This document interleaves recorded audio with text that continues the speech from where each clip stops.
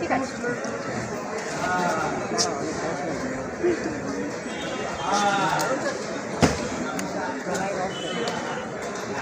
Just start now.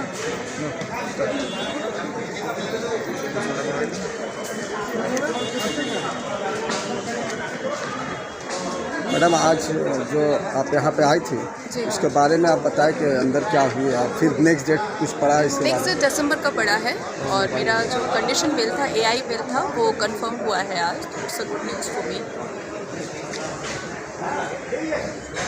And any में? Question? आज का जो जजमेंट है उससे आप कितना मुतमईन हैं?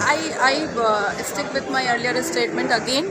I completely agreed with the judiciary system. I have full faith, I have full trust on judiciary system, and I am completely rely on judiciary system.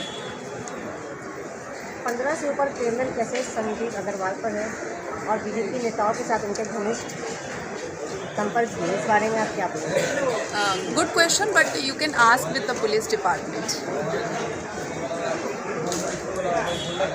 Bidhannagar commissionerate के रिकॉर्ड के मुताबिक संदीप अग्रवाल ने ज्योतिप्रिय मलिक राज्य के मंत्री और उसके माता पिता को भी नहीं किया कंप्लेन के मामले में, इस बारे में आपका क्या कहना है? जी, मैंने सुना है कि उनके ऊपर 15 से ऊपर क्रिमिनल केसेस हैं और मैंने ये भी सुना है कि ज्योतिप्रिया मलिक को भी उन्होंने एक्सटॉर्शन के मैटर में उन्होंने केस किया हुआ है और काफ़ी सारे पुलिस ऑफिसर्स के ऊपर भी।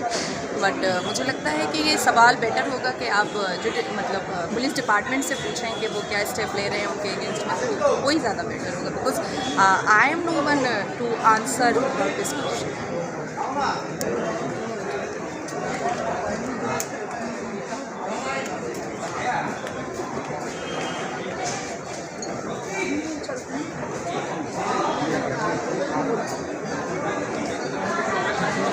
आज का ये जजमेंट के बारे में क्या मैंने बोला गया है, इसके बारे में कुछ बताइए। मैंने बताया ना कि कंडीशन बिल था, AI बिल था, उसको आज जज ने कंफर्म किया है and this is really a very good news for me.